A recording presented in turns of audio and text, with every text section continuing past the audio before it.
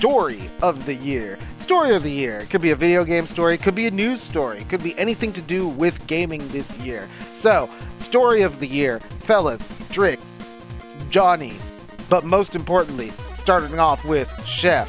What was your story of the year?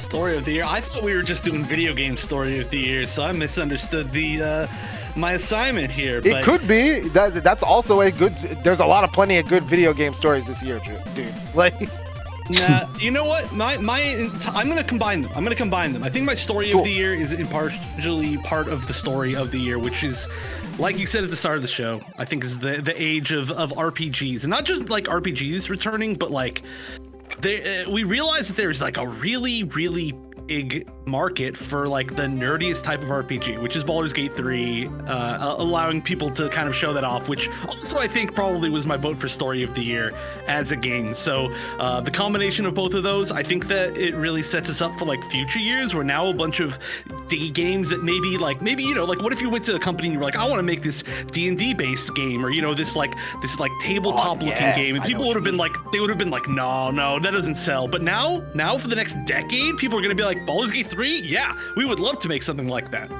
Dude, D&D's now in the lexicon. Have you guys seen that Dungeons and Dragons movie that came out?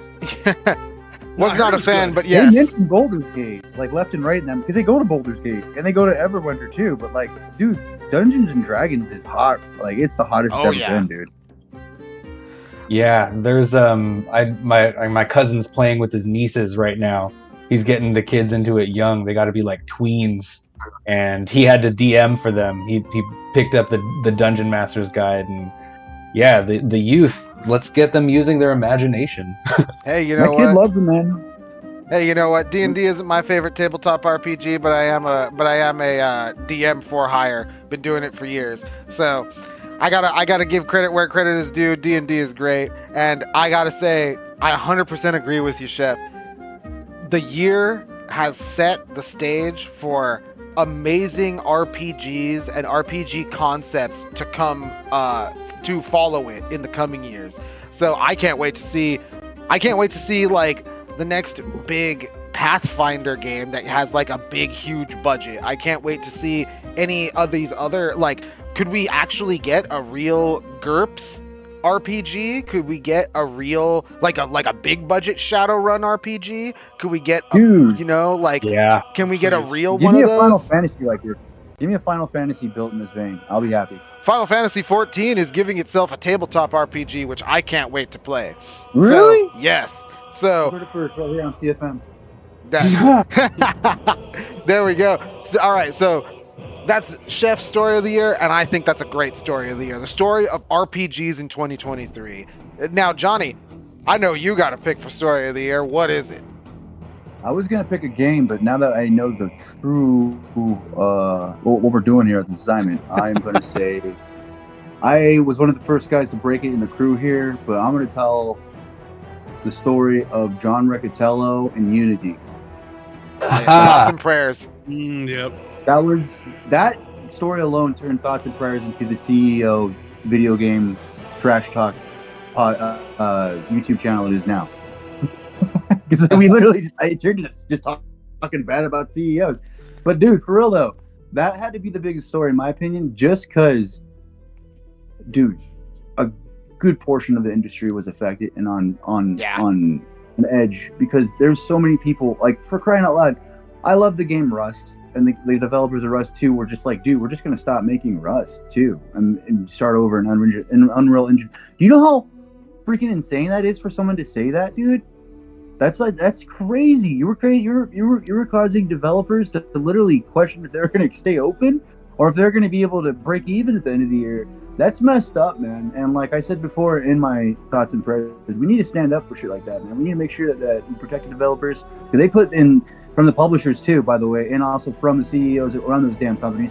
Because the thing is, we all, at the end of the day, I know they're there for money, but we're here to have fun, bro. And I want to have fun. I don't want to be sitting there be nickel and dime and have the developers nickel and dime and close down because someone wants to get a cash grab at the end of the day.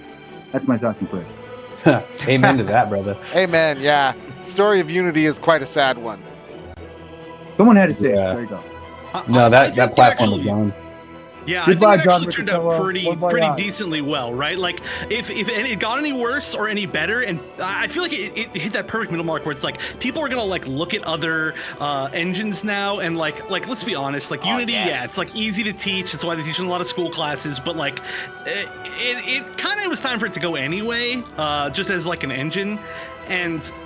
Now, like, people are going to look at other engines. They're going to look at, like, you know, really what they're using. It was just enough of a scare to, I feel like, move things in a good direction. Obviously, it's not good that it happened, but I feel like we got to be happy that it turned out the way that it did. Yeah, a little bit of a blessing in disguise. I think so too. You know, Unity is a great engine, but a lot of people like to try to like just slap shit onto Unity and make it play anything. You know what I mean? Dude, some It's of the good. best PC games I've played in the past 10 years were from Unity. And I'm gonna tell you, man, Unity has been a very, very important Yeah. tool for the indie development scene. And then I personally would not believe we would have the indie development scene where it's at if it wasn't for Unity and where it showed up at the time it did. Oh, I totally agree, and its impact has, and the impact its business model has had on game development is undeniable. Like, you know, you have Unreal that you can use for free right now. There's a lot of game engines like that. Game Maker Studio went from like having a barrier of entry to being free to use. You know what I mean? There's a lot of good things that came from Unity and the advent of Unity, but I think Chef is right too, and it was time for Unity to kind of shutter because Unity was spread thin, let's be real, and Unity is great for a lot of things, but it's not great for everything, and I think it is good to see all these different engines getting their time in the limelight because they are good at other things. Like, you know, Unreal's great at shooters. You know, Godot can be used for amazing platformers. You know what I mean? There's a lot of different engines that can be used in a lot of creative ways. So I think that's another one of those things, much like how Baldur's Gate 3 is opening the door for the mind share of RPGs. I think this is opening up the mind share for game development, and I think that's awesome. So yeah, the story of Unity. That's Johnny's story of the year 2023. Drix, how about you? What's your story of the year? Well, here on CFM Radio, I think we did a lot of solid journalism and reporting on Microsoft eating ActiBliz versus the FTC, because I know I'm personally a fan of seeing how, you know, state powers interact with corporations and stuff. And man, we almost had to get like a lawyer to interpret our shows so that we could read through those notes, and that was a lot of excitement. But folks, if you're listening, we really tried to find somebody. We really did. We were like, man, do you know any lawyers? Do you know anybody who went to law school who could maybe interpret some of this legalese?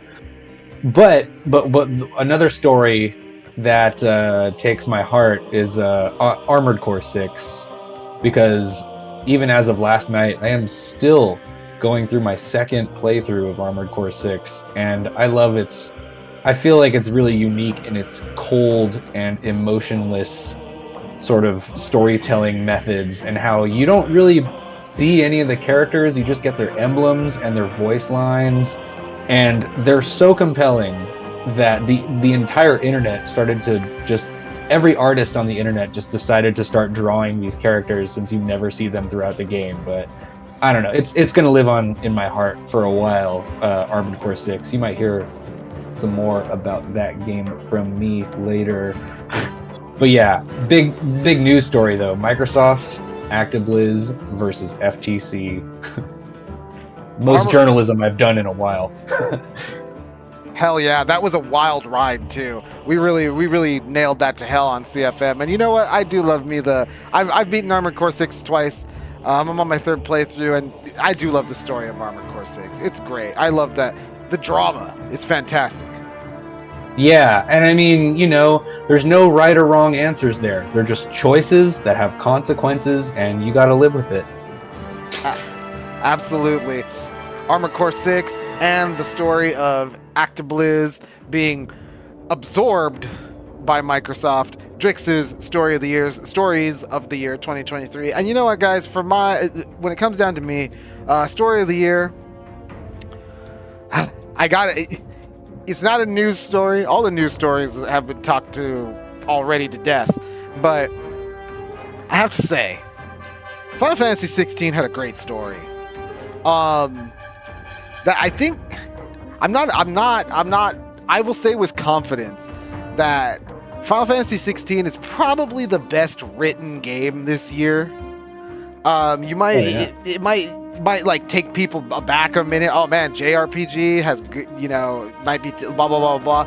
Like I know JRPGs are known for being like tropey, but Final Fantasy 16 does a really really good job of really bringing you into the characters and how they work and how they operate. You can really tell Yoshi P when he was describing what they were doing and how they were making the game.